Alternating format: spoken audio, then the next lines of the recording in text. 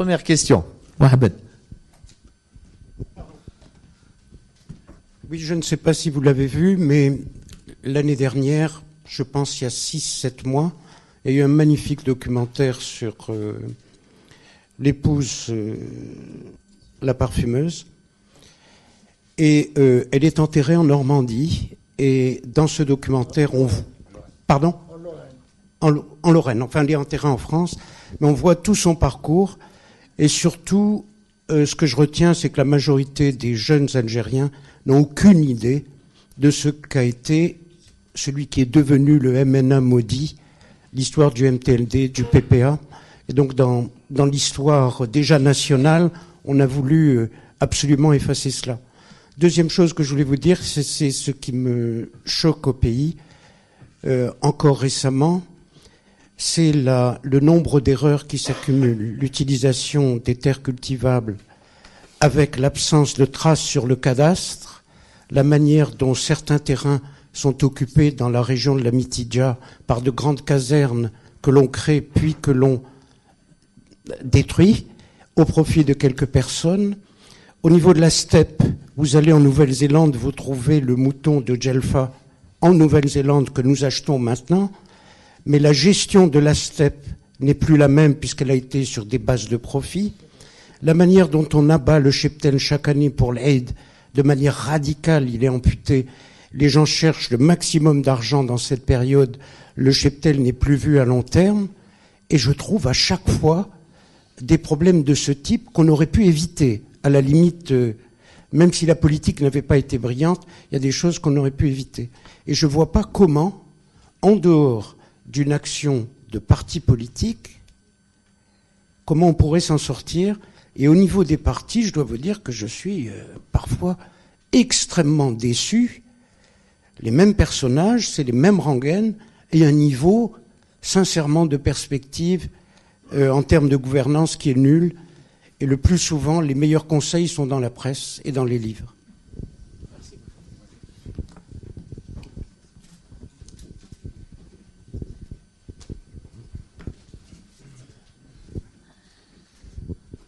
Alors, bonsoir et merci. Moi, face au tableau effarant que vous dressez, je voudrais juste que je partage d'ailleurs. Je voudrais juste poser la question, c'est comment s'en sortir en fait. Si un changement doit s'opérer, c'est vous prenez un changement qui vient d'en haut, qui vient d'en bas, et s'il vient d'en bas, quel sera ce scénario? Un scénario de 88 ou un scénario à la tunisienne? Merci.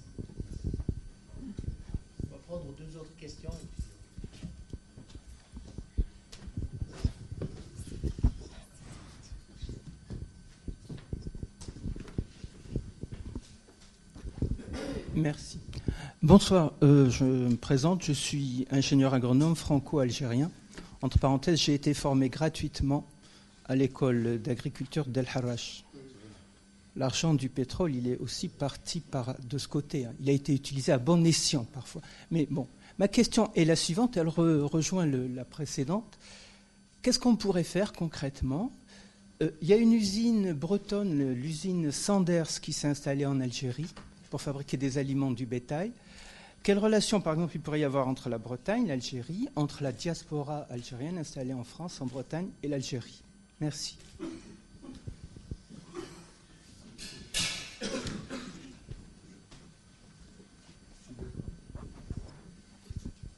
Bonsoir, en fait, d'abord, je voudrais dire que je suis très content de voir trois messieurs. Donc, le jour et le matin, ça me rappelle des bons souvenirs. Monsieur Bachirou, son combat, je voulais le saluer, ainsi que tous les présents ici. J'ai une question précise à vous poser, monsieur Bachirou. Quel est le regard que vous portez aujourd'hui sur un personnage que vous connaissez très bien, celui de Général Toufik, qui est parti sans, voilà, comme ça, Toufik. Voilà, donc Mediane, c'est le dieu de l'Algérie. Il a présidé les destinées de l'Algérie pendant 25 ans. C'est lui qui a ramené Bouteflika. Qu'est-ce que vous en pensez de lui? Quel est le regard aujourd'hui que vous portez sur ce monsieur-là? Merci.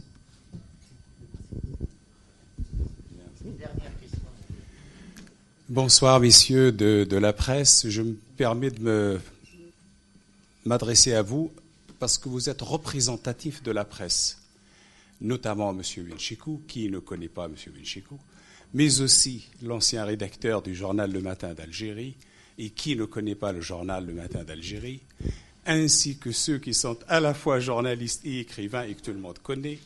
Et je m'adresse à vous sans complaisance, en vous félicitant beaucoup de venir ici parler et illustrer ce qui se passe en Algérie, mais aussi en vous disant que c'est de votre responsabilité, en tant que représentatif de la presse. Bien entendu, je ne m'adresse pas à vos personnes, et je connais vos combats.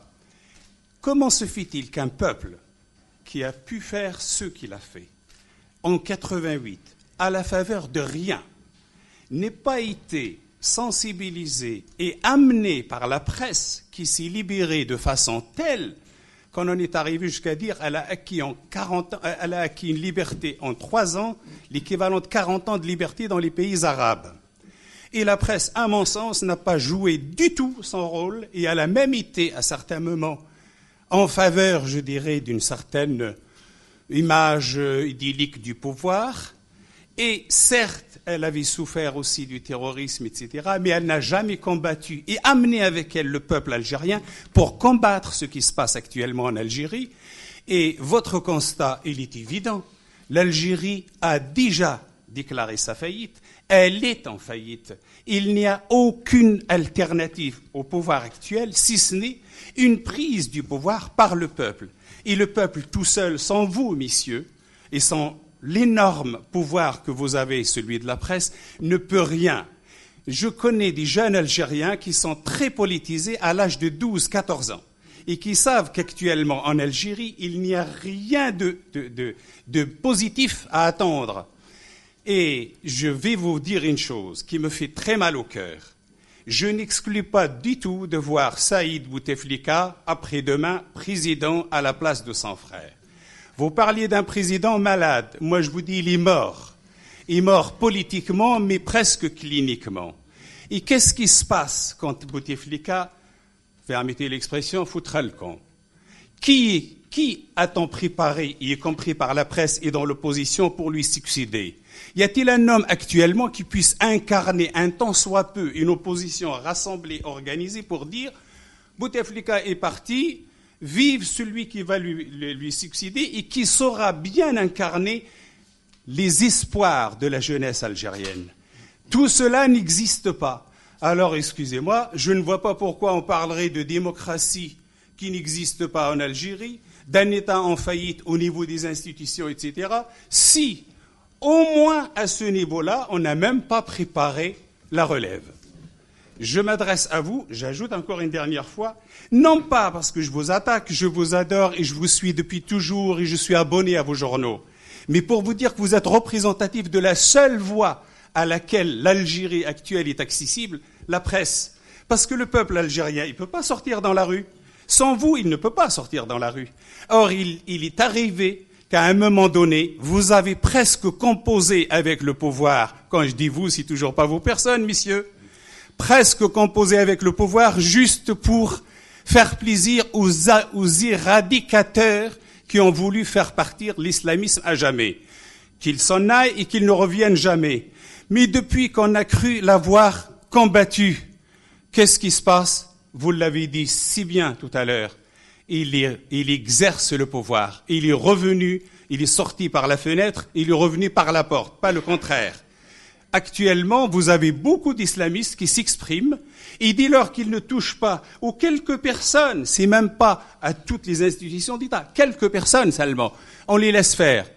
Monsieur Benchikou, ne me dites pas que vous ne voyez pas tous les jours Monsieur Ali Benaj s'exprimer comme il voudra dans les mosquées et qu'il parle de l'islamisme, etc., et qu'il parle de la démocratie qui ne doit pas exister en Algérie. Il est allé jusqu'à dire, et personne ne l'a contredit là-dessus, que l'homme arabe musulman n'est pas fait pour qu'il y ait la démocratie. Et il dit, dans 100 ans, dans 300 ans, il n'y aura pas de démocratie en Algérie et dans les pays arabes parce que l'homme arabe musulman est conçu comme ça. Il ne comprend que le pouvoir qui vient du haut, c'est-à-dire celui du calife. Et tout le monde applaudit et personne ne l'arrête. Personne ne le musle, si je puis dire.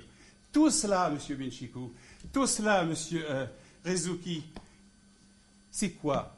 C'est parce qu'il n'y a rien, il n'y a personne qui peut remplacer la clique actuelle qui est au pouvoir. Merci beaucoup. On va laisser nos... Mohamed. Merci de vos questions et de votre franchise. Je commencerai par le bas. Quel est l'avenir? Qui va remplacer ce clan? C'est lié à ce qu'on dit. C'est-à-dire, comme il n'y a pas de démocratie, l'alternance, il n'y a pas d'alternance, il n'y a pas d'alternative. Il n'y a que des présidents désignés par des décideurs, dont le général que l'on vient de citer, Toufir, qui est un marionnettiste. Un marionnettiste. Nous sommes dans la tradition laissée par la guerre de libération et reproduite depuis 55 ans, qui consiste à déléguer le pouvoir à un homme de son clan, de sa famille. Malheureusement, nous avons eu, dans le journal le matin, nous avons eu la mauvaise idée de le dire un peu trop souvent. On s'est retrouvé sans journal, il a disparu. Ils ont vendu le siège, ils l'ont saisi, ils ont vendu. Moi, j'ai fait 2 ans de prison. Vous voyez, c'est-à-dire, il y a une dictature qui n'a pas de visage, qui jouit d'une certaine complicité, disons complaisance.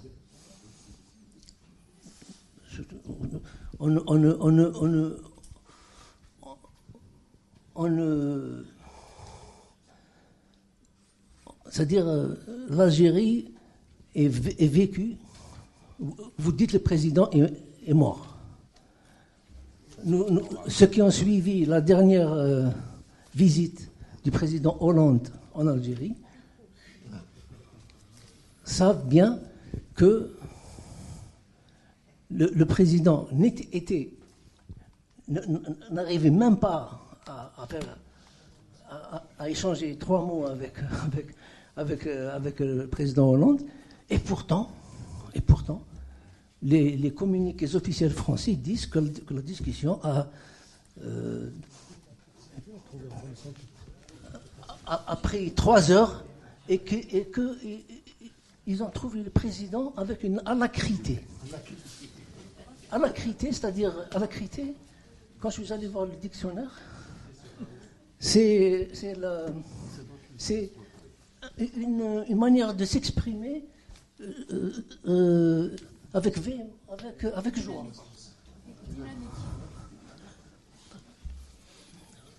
Voilà, ce que le général Toufir est le successeur d'une tradition née pendant le mouvement national, pendant la guerre de libération, qui consiste à jouer sur les apparences démocratiques et à faire en sorte que la démocratie ne s'exerce pas. Il porte une énorme responsabilité dans le choix de l'autocratie des Bouteflika sur lequel nous vivons aujourd'hui. Ce qu'il n'a pas calculé, c'est qu'il croyait pouvoir faire comme ça a été fait jusqu'à maintenant, c'est-à-dire désigner une marionnette et l'enlever quand il veut. Seulement, le président Bouteflika fait partie du clan fondateur du pouvoir dictatorial. C'est-à-dire qu'il faisait partie du commandement militaire qui avait pris le pouvoir de force en 62. Et il se considère comme ayant une priorité, comme étant le successeur dans le cadre de la succession du clan. Et il ne pouvait pas partir. Et là, je rejoins ce qu'a dit monsieur, c'est-à-dire que sa succession, même après la mort, il pense pouvoir déléguer quelqu'un de son clan ou de sa famille, probablement son frère. Est-ce que les choses vont se réaliser de cette manière? Là, je rejoins ce qu'a dit le jeune homme là-bas. J'aurais dit oui s'il y avait la possibilité pour le pouvoir de corrompre. Parce que c'est ça, c'est la capacité de corrompre. Corrompre la population, corrompre les États étrangers, corrompre la presse, corrompre. Là, il n'a pas les moyens de corrompre. Et l'Algérien a été habitué à une vie, comme a dit Youssef, factice. C'est-à-dire que 25 ans, ça fait 25 ans, qu'au lieu de trouver un emploi aux jeunes, on lui donne de l'argent pour qu'il achète une voiture et qu'il livre des marchandises et qu'il ne le rembourse pas. C'est le seul pays au monde qui fait cette politique de corruption des esprits. Et ceux qui ne se laissent pas corrompre sont réprimés. Donc, oui, la presse n'a pas joué son rôle. Quelle presse? Quelle presse? Parce que la presse, celle qui a essayé de s'aventurer à dire la vérité, a été brisée. Ce que l'on ignore de manière générale, dans ces conditions, il n'y a que la perspective d'une réaction d'en bas. Parce que le monsieur qui a fait ses études dans l'agronomie en Algérie fait des propositions. Vous le lirez dans ce livre. Il y a des atouts, il y a des compétences, il y a des volontés en Algérie. C'est pas ça. En Algérie et chez nos amis les Européens et autres. Le problème, c'est que l'initiative est bloquée. L'initiative n'appartient pas à l'Algérien. Essayez de faire quelque chose qui soit dans le bien. Vous ne pourrez pas. Il y a un problème de gouvernance. Et dans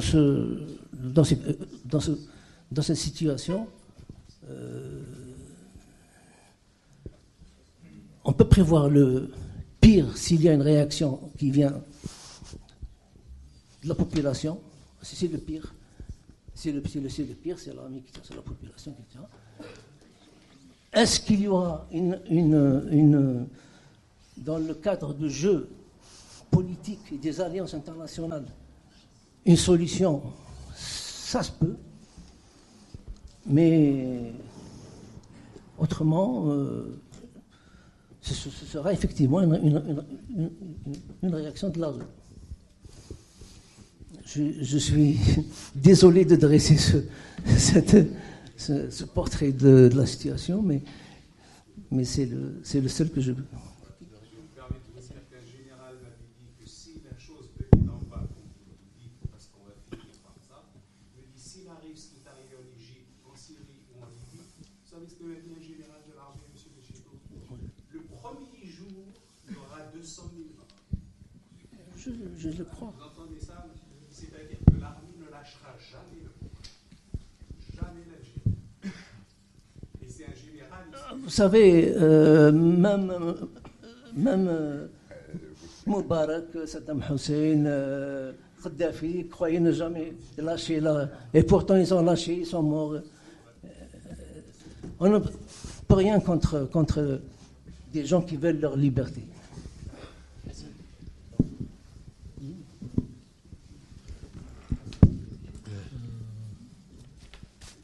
Moi, franchement, quand on me dit qu'est-ce qu'on peut faire concrètement, j'en sais rien. Oui, on attribue la presse. Est-ce que la presse a joué son rôle? Je crois qu'on a payé le prix, 125 morts.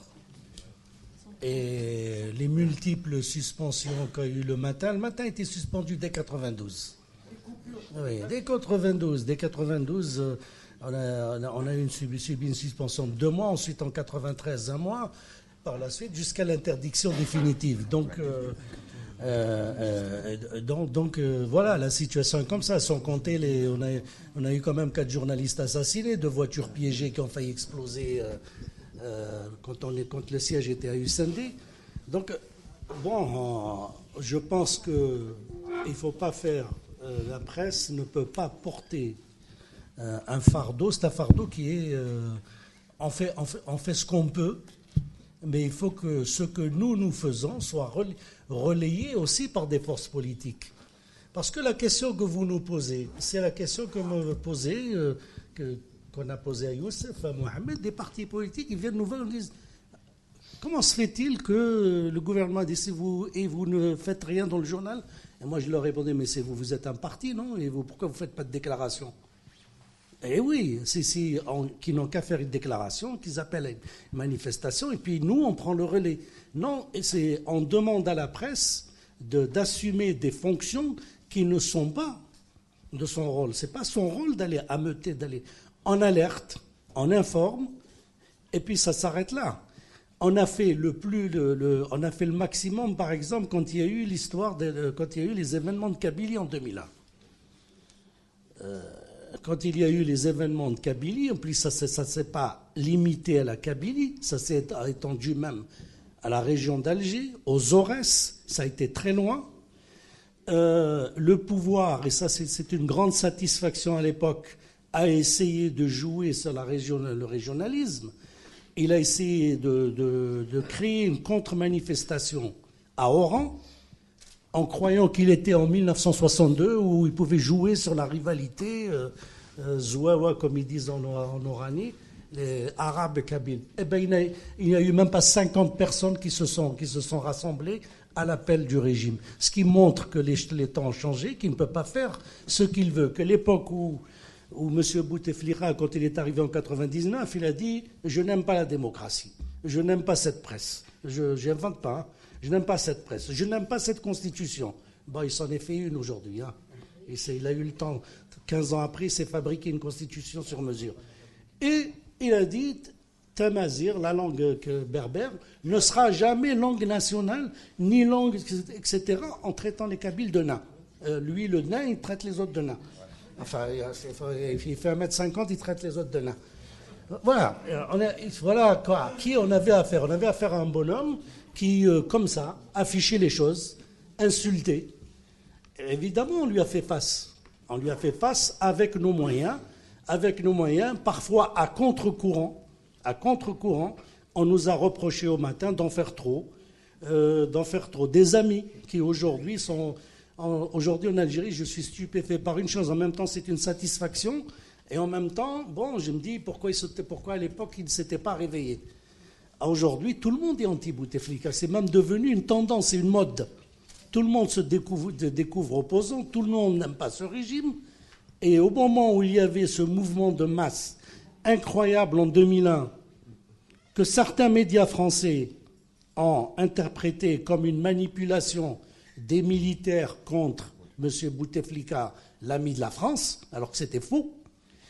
À cette époque-là, si tout le monde avait compris le sens de ce mouvement, on aurait peut-être changé radicalement la situation en Algérie. Parce que ce n'était pas un mouvement régionaliste. C'était un mouvement qui s'était fixé comme but la démocratie, les libertés, et c'est pour ça que Le Matin a été un journal qui s'est fait un peu le porte-parole de ce qu'on appelle, nous, le mouvement des citoyens. Voilà un peu Alors, qu'est-ce qu'on peut faire concrètement? Moi, je crois que je ne peux pas désespérer. Même il y a une clique, elle ne partira pas. Ali Belhadjiji dans 3 siècles. D'abord, il ne sera pas là pour voir si dans 3 siècles comment les choses vont évoluer. Et si la Terre, avec le réchauffement climatique, elle va encore exister, donc il ne sera pas là. Donc je m'en fous de ce personnage. Il ne représente plus rien, même si aujourd'hui je suis inquiet par ce qu'on appelle le mouvement religieux qui occupe les espaces un peu partout,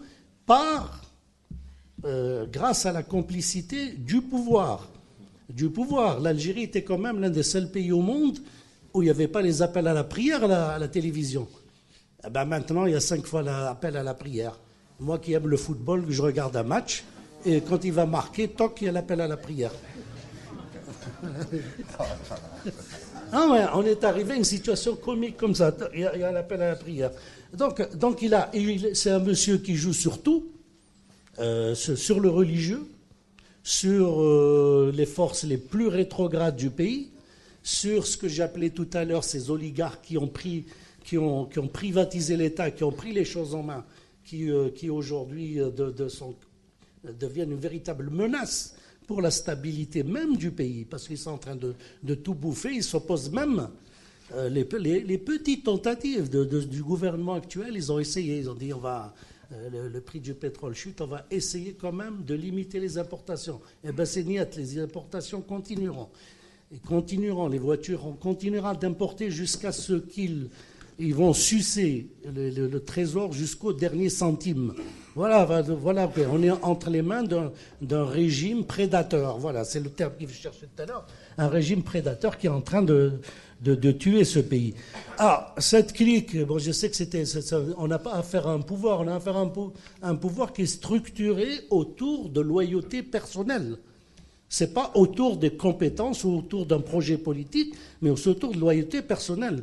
C'est-à-dire que si moi je fais allégeance à ce régime, je serai demain ministre.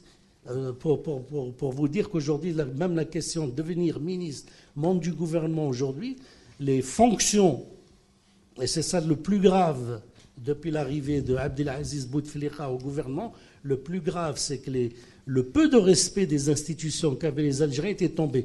Maintenant, n'importe quel crétin du FLN, comme des crétins, oui, analphabètes, dit Premier ministre, et pourquoi pas? Moi, le Saïdani veut être Premier ministre, et l'autre, il dit je veux être président. C'est-à-dire qu'il n'y a plus le respect des fonctions. On est arrivé en bas. On est arrivé en bas. Et à mon avis, bon, ce qui est souhaitable, bon, j'ai vu qu'il y a eu le mouvement Barakat en 2014, j'étais là-bas. Donc il y a quand même, à la base, dans la société civile, il y a quand même, ça bouge dans les universités, sans les partis. C'est en train de bouger, ça se structure un peu partout pour faire bouger les choses, ça commence à bouger. Preuve en est l'histoire il en parlait, Youssef, de ce présentateur qui n'a pas dit Monsieur le Président de la République, donc ça a été un manque de respect. Il a été viré de la télévision, c'est Canal Algérie. Ça a soulevé un mouvement incroyable, et c'est la première fois dans la société algérienne, dans les réseaux sociaux, dans la presse, par la presse, alors qu'à l'époque, quand un journaliste était arrêté, il fallait mobiliser les gens, ils avaient peur. Maintenant, les gens bougent d'eux-mêmes. Donc il y a quand même de l'espoir. Tout n'est pas foutu. Et il ne faut pas croire que tout est foutu, malgré le tableau noir qu'on a dressé. On a quand même une petite éponge pour effacer se créer un petit cercle pour avoir un rayon d'espoir et permettre à ce pays de sortir de la merde dans laquelle il se trouve. Voilà.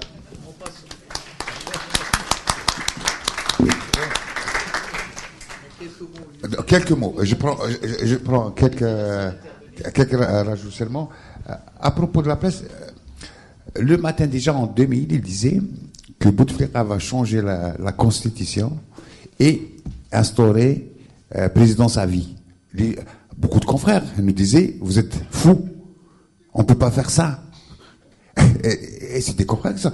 En 2000, on leur disait, c'est ça qui va se passer. On était, et pour répondre par rapport à la presse, c'est un contre-pouvoir comme d'organisations politiques ou de syndicats, etc. C'est vrai, il y a de la presse qui a osé. Le matin, on l'a toléré un moment quand il avait un journal populaire anti-islamiste un peu de gauche, mais quand, à un certain moment, en 99, un journal qui dit toute la vérité, s'est attaqué au système dans sa globalité, ou surtout au mal qui range le pays, le mal qui permet aussi, comme le disait Hassan, la prédation, qui permet aussi à l'islamisme d'évoluer, aussi cette gestion. Donc à ce moment-là, il y avait un consensus au sein du pouvoir de liquider le matin. C'était clair. C'était un consensus au niveau de tous les systèmes pour liquider le matin. Maintenant, l'alternance. Est-ce qu'il y a une alternative ou non? Dans des systèmes comme ça, c'est vrai, Bouteflika a profité de quelque chose. Que le peuple algérien, les femmes qui sont battues contre, on est à la veille du 8 mars, qui sont battues contre l'islamisme, qui sont restées, qui ont travaillé, les journalistes, les travailleurs, toutes ces forces qui manifestaient plein état de siège, aujourd'hui on est en état d'urgence en France, manifestaient à Alger contre l'islamisme. Des femmes qui continuent sans voile à aller travailler. Ces femmes, elles ont quitté, selon l'ambassadeur du Canada à Alger, en 2005, il y avait plus de 5000 départs de Canada. Les gens qui ont immigré, l'époque 2000, 3 fois plus qu'en les années les plus dures, les années les plus sombres. Pourquoi? Parce qu'on a assisté à la même situation comme 62, c'est spoliation de victoire. On a spolié le peuple, sa victoire. Et il a gagné sa victoire contre l'islamisme et ça. Et après, on a remis en selle l'islamisme. Et le chantage exercé par Bouteflika. Nous ou eux, c'est ça le grand problème. Et les gens sont sortis meurtris, endeuillés. Comment ils peuvent agir? C'est ça le grand... le pouvoir a utilisé ça comme chantage sur le peuple. C'est vrai, comme il dit, c'est vrai, on ne perd pas l'espoir. Si on considère la question de la femme, puisqu'on est sur la loi, l'espace public, c'est rétréci, c'est vrai. La femme, elle ne peut plus sortir dans la rue, c'est plus comme les années, même pendant le terrorisme, elle sortait. Même si on considère du point de vue de la loi, il y a une évolution. Mais sur la participation, il y a recul. Il y a, heureusement, des organisations de femmes, maintenant, des organisations autonomes du pouvoir. Prise de conscience, ça a commencé. On peut avoir l'espoir, je pense, même à tous les niveaux aussi, il y a ce forme d'organisation aussi. Les réseaux sociaux, ils ont joué un rôle important. Maintenant, il y a beaucoup de jeunes qui prennent leur destin en main.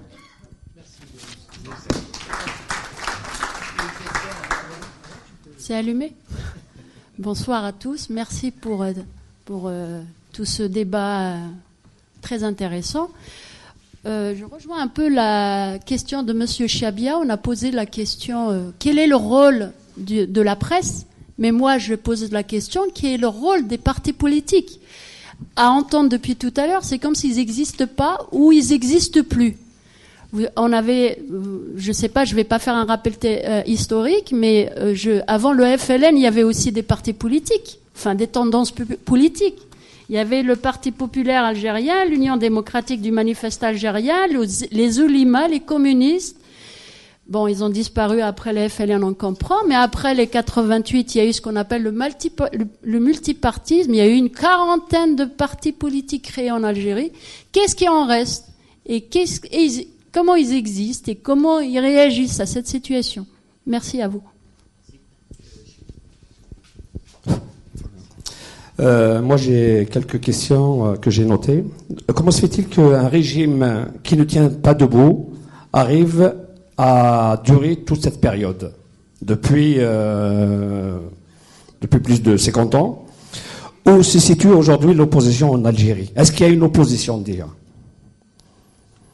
Quel rôle pourrait jouer justement la diaspora qui peut apporter un espoir, je pense. Voilà, merci. Donc, bonsoir tout le monde. D'ailleurs, c'était un plaisir de consacrer un moment pour l'Algérie, notamment pour son devenir et son avenir. Donc, je remercie les conférenciers. Par contre, j'ai deux questions à vous poser. L'une, concernant vous dites que vous avez un petit peu consacré pas mal de temps sur l'époque de Bouteflika, alors que la crise de l'Algérie ne date pas de 99, il date de 63, minimum de 63, même avant. Donc la crise, c'est une multiplication de coups d'État. La deuxième question, c'est par rapport à l'opposition. Si vraiment il y avait une opposition fédératrice, mobilisatrice, est-ce que vraiment ce régime il va tenir 50 ans? Est-ce qu'on doit se remettre en cause? L'opposition, tous les mouvements sociaux de l'Algérie, on doit quand même se faire un état des lieux pour se dire que on a eu 50 ans d'indépendance. Qu'est-ce qu'on a fait avec cette indépendance?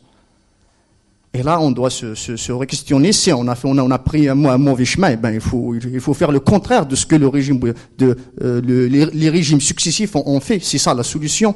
Et le débat, c'est une solution aussi. Le fait de se dialoguer, de se parler de l'avenir de l'Algérie, de nos problèmes, je pense que c'est une issue aussi. Et je vous remercie.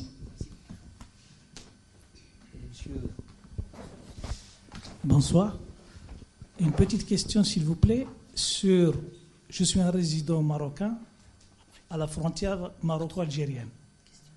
Je voudrais juste rappeler que l'Algérie a été toujours le leader des pays non alignés et le premier pays socialiste qui se disait en tout cas le porte-parole du socialisme, de la démocratie. Et comme c'est en tout cas dit toujours, l'Algérie, République démocratique, ainsi de suite.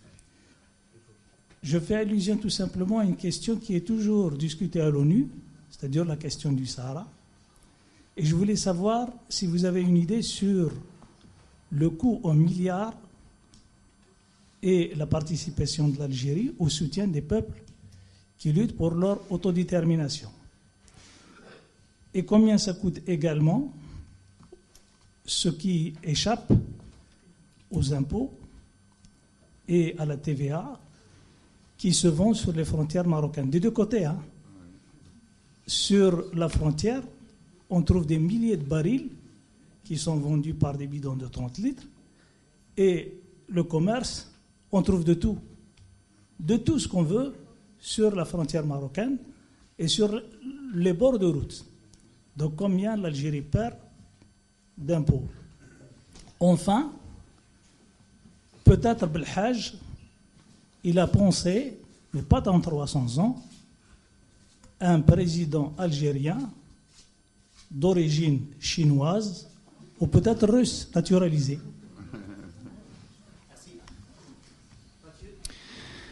Le dollar et l'euro s'effondrent. N'est-il pas temps de créer une monnaie productive publique avec une force publique protectrice comme le fait un peu la Chine et comme il est en train de se passer en Asie, c'est-à-dire une monnaie liée à la production, à une sorte de réserve or, en quelque sorte comme il existait pendant les années 60 dans l'Occident.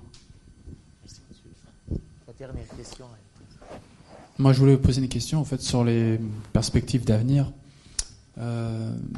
Qu'est-ce que vous pensez en fait du potentiel écologique du pays en fait, hein, si c'est pas une piste pour l'avenir, voilà. Et vous parliez aussi de mondialisation et de dépendance. Est-ce que ça n'a pas déjà commencé avec les Américains qui incitent les Algériens à extraire le gaz de schiste et avec ses conséquences sur l'environnement, notamment sur l'eau en fait, qui est assez rare en Algérie. Voilà. Merci Mohamed. Je crois qu'on va finir sur ces questions. Une réponse rapide pour qu'on passe aux dédicaces. Je commence aussi par le bas. Sur le gaz de schiste, potentiel écologique, la prise de conscience a été tardive, mais elle existe.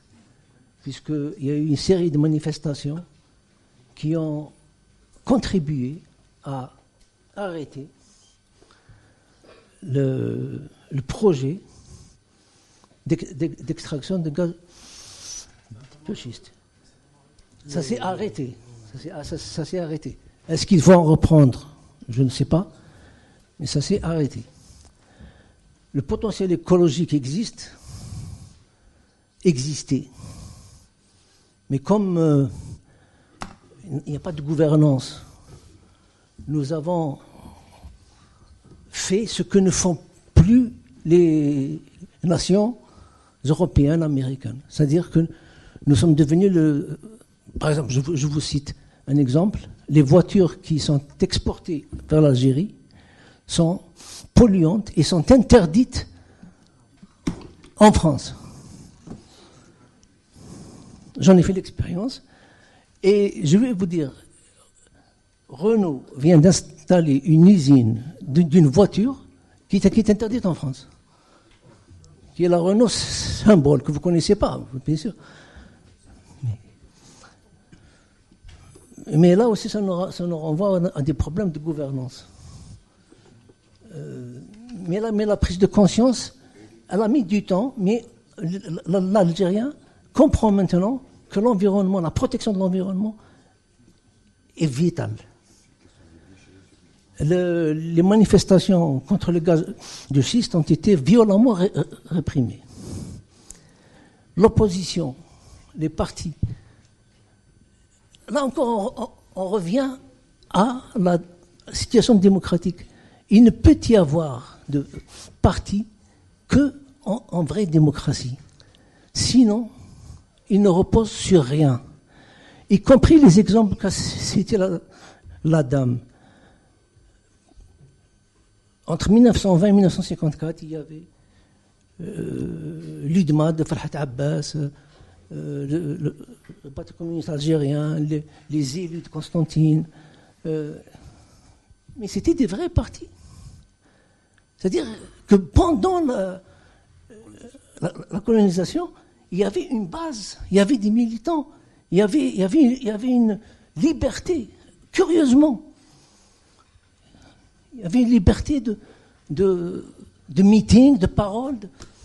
Aujourd'hui, nous sommes dans une situation de démocratie travestie.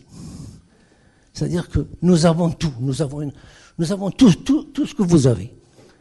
Nous avons un Sénat, une Assemblée populaire, une Assemblée nationale, des députés, des institutions de toutes sortes, la Cour des comptes, le Conseil constitutionnel, tout.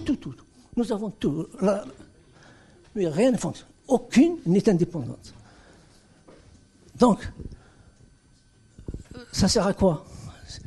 Aujourd'hui, nous avons 63 ou 64 formations politiques, je ne sais plus, mais qui ne reposent pas sur la population. C'est-à-dire, c'est des coquilles vides.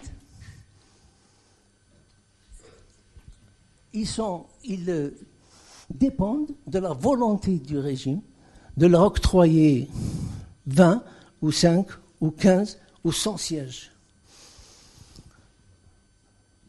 Donc, nous sommes dans une situation grande guillonnesque. Donc, lorsqu'on dit que les formations politiques ne font rien, ils ne font rien parce qu'ils n'existent pas. Il n'y a pas de base populaire sur laquelle ils puissent s'appuyer.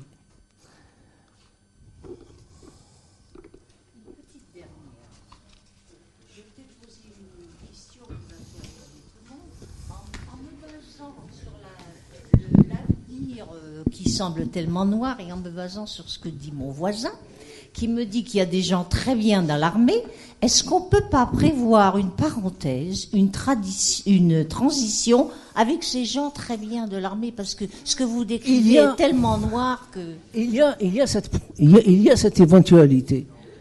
Il y a cette éventualité. il y a cette éventualité d'une ouverture andropovienne à la Andropov.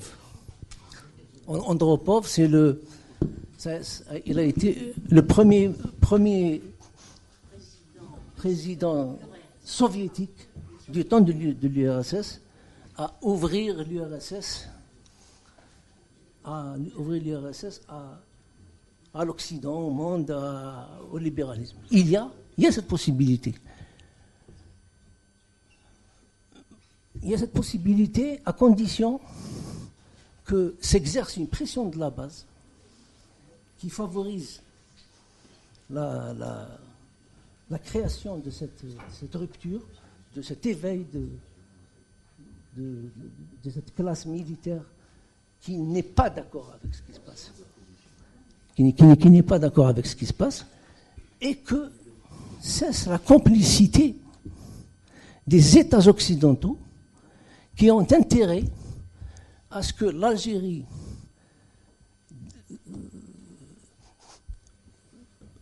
j'allais dire guignolesque qui existe aujourd'hui se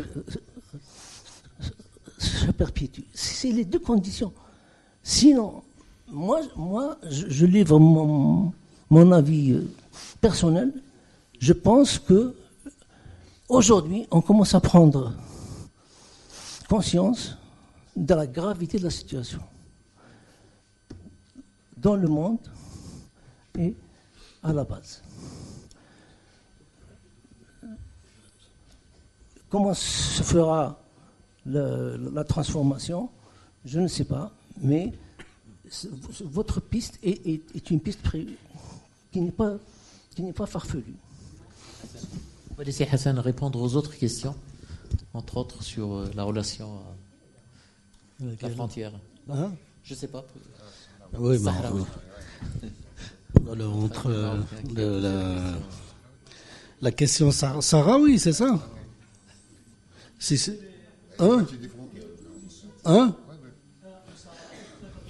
Moi, personnellement, c'est un titre individuel, l'histoire de Sahara occidental.